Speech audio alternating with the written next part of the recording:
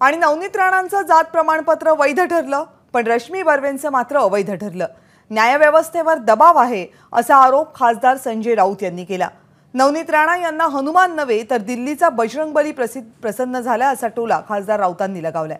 ABP माझाच्या विशेष कार्यक्रम तोंडी परीक्षा या कार्यक्रमामध्ये संजय राऊत हे बोलत होते।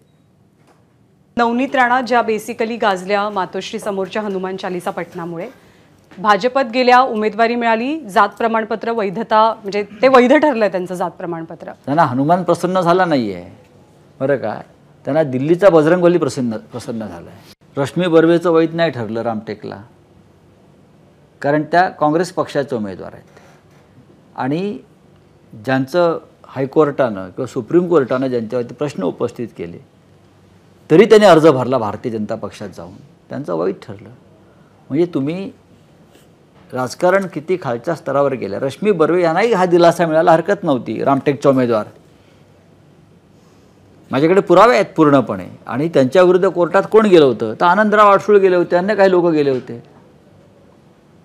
पण न्यायव्यवस्थासुद्धा किंवा जो त्यांच्यावर जो दबाव आहे एका विशिष्ट राजकीय गटाचा, हे इथे दिसतं। एबीपी माझा, उघडा डोळे बघा नीट।